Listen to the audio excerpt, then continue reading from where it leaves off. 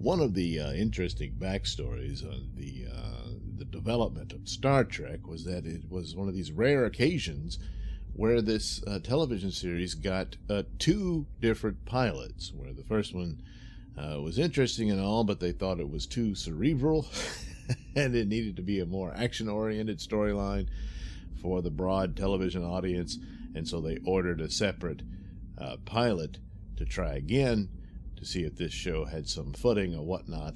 And we know the whole story. Well, the cast was completely changed, and fortunately even changed the characters. Now, they didn't just recast new actors to play the same characters. So, in the course, the first one, which is the first pilot being The Cage, starred Jeffrey Hunter as Captain Christopher Pike.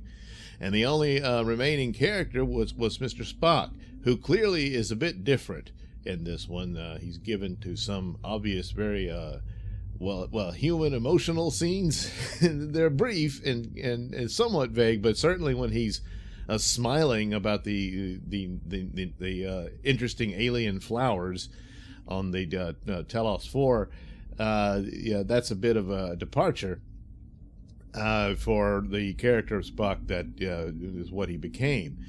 But anyway, so they shot the second pilot, and that's when you have Shatner coming in playing Captain Kirk, this other captain.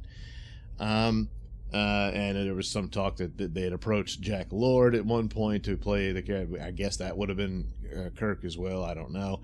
But anyway, that's how that happens. Meanwhile, they had this pilot they shot, which they spent a lot of money on.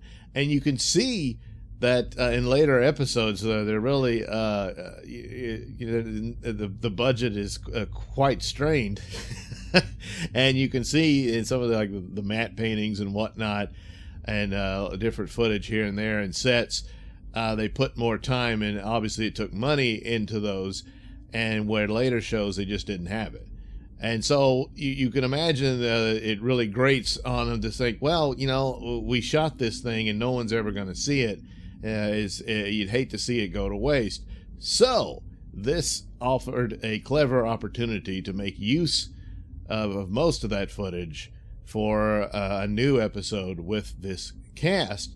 And so they would simply say, well, there was this other crew of the Enterprise earlier on before Kirk, and this is an interesting thing where it expands upon the lore of Star Trek, and there's a history there and whatnot. Of course, just by its very nature, you would know there would be, but here it also gives a backstory somewhat of Spock and his career and whatnot. And it also places an interesting thing that how the hell do you miss that when you're doing new Star Trek today, that you don't understand that the years before Kirk were already clearly depicted within the series. Yeah, that's just laziness. But anyway, this is a story where they utilized that footage very cleverly and provided their one and only two-part episode. So, they had a cliffhanger of some sort, and you had to go into the next one. Now, basically, it's just telling you the story of The Cage, which I've already reviewed in my looking back at Star Trek and all that, in order. And, of course, I did The Cage first, since it was the first Star Trek episode shot, even though it was never broadcast until much later in years, celebrating Star Trek and all that. But this is just one of those cool little stories that I always like about the behind-the-scenes type things and concepts of what might have been and all that. And here you actually have a full-out, fleshed-out show that showed you what Star Trek could have been and a different direction it would have. I mean, even, the uniforms look a little different. The set looks... And actually, as much as I like classic Star Trek, and it was an important part of my childhood and everything like that, I kind of think the original bridge was better. It's got that more militaristic look to it. It's not as bright and colorful as the Kirk version. But it stands to reason that, well, the Enterprise is a lot older than we thought, and it's gone through some changes over the years, and so the Kirk's era is a bit different than the one where Pike was in. Even though they kind of occupy the same position story-wise, of being the heroic captain and all that, but their personalities are clearly different in a lot of ways. And I probably mentioned this in my review of The Cage, but that a lot of elements from The Cage you can see kind of transposed on the Next Generation, and that Picard is more similar to Pike than to Captain Kirk in a lot of ways. And certainly the orders given when they're asking him for the Enterprise to go to warp and leave, or time warp as they called it then, and the time warp factor or whatever, and he says engage. Well, yeah. So there you go. That becomes Picard's tagline, and of course his first officer is called Number One. So yeah, a lot of those elements were just rehashed for Next Generation as a starting point. So you get to see all that. It's a clever utilization of it. It's very nice.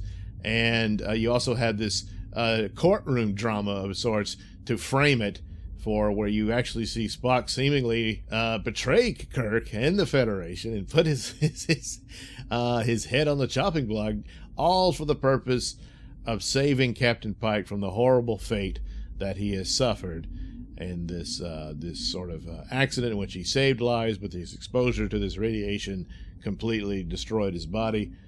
His mind is perfect as any healthy man, but his body is completely destroyed, and he's stuck in that little robot chair, and all he can do is blink once for yes and twice for no, and that's it. Now, boy, you would think technology would be a lot more advanced by then, but I don't know. I guess you could chalk it up to whatever the condition he was in, the other technological devices and what that could provide, like a robot voice for him and staying robotic limbs, if you wish, something like that, that he would have had more mobility and accessibility to the outer world than he does as depicted in this show.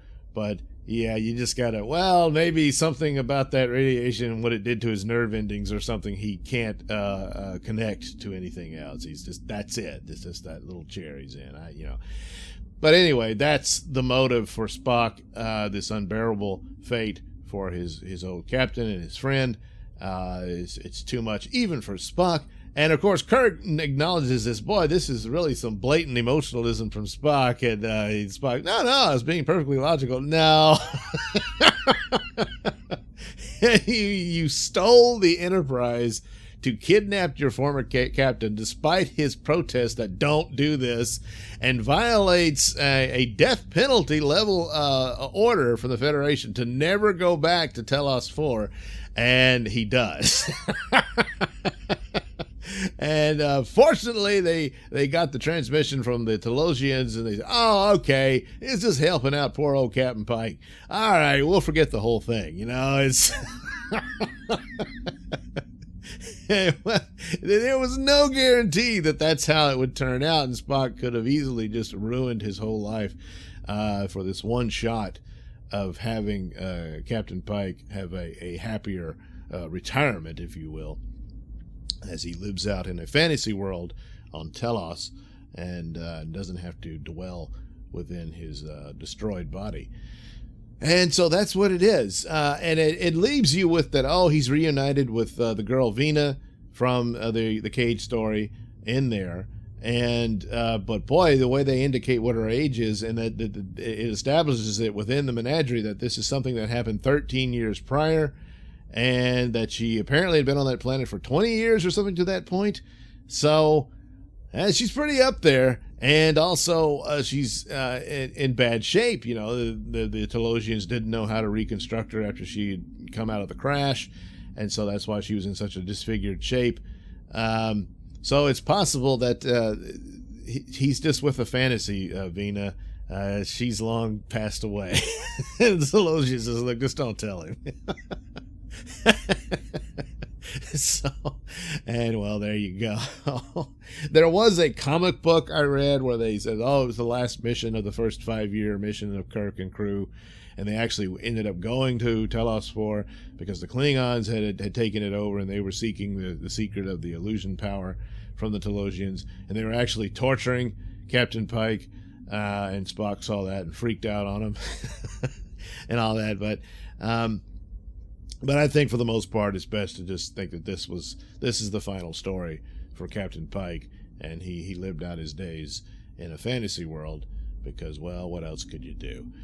And but still, and I mean, it does explain it out where, Kirk is kind of irritated with Spock. He says, look, you could have come to me. And he says, no, I couldn't involve you in this, because as it turned out all well and good, but he had no guarantee it would. So he was not going to risk Kirk's career. And especially when it came to the point that Kirk, for the Federation, relieved him of command and gave it to the Commodore, because they were already in violation of the order to stay away from Telos 4 and all that. And he says, well, now you've ruined the career of Captain Kirk. And Spock said, whoa, boy, he didn't know. I didn't. Yeah, well, these are the problems that come out of something like this. So you get some aspects of Trek in its universe here. You see the usage of that footage, and they did it very well. They melded it within.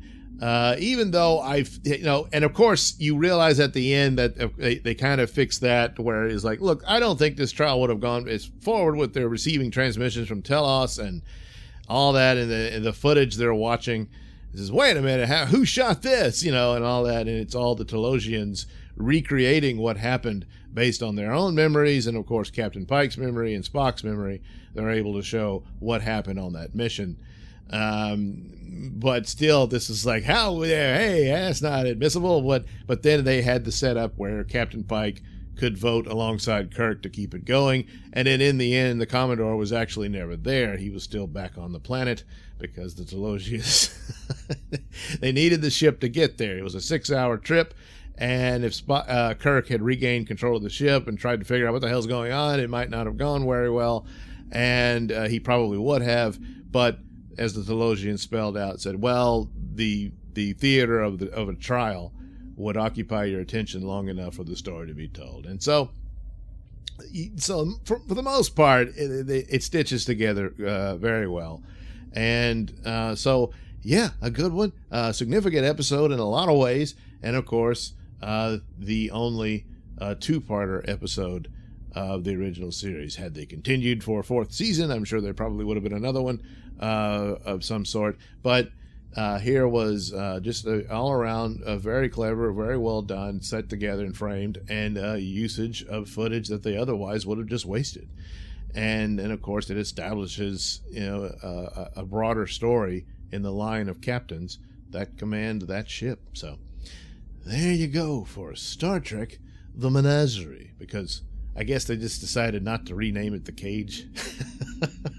But they got the title from Pike himself. He actually mentions both titles in the story. So, but anyway, as for the actual events of The Cage, I've already reviewed that, so you can check that out if you so desire.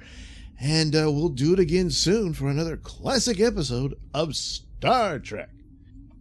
Thank you for watching and listening. Please like and subscribe. And why not check out that link description below? That'll take you to my many stores that have plenty of goodies for you. Yes, that's right, you. And also check out the link to my podcast, Mr Nailsin Show, at RadioMisfits.com. And you can also view my videos on that other video platform, BitChute. Yes, that's right. Please check out and subscribe to the Mr Nailsin channel on BitChute.com.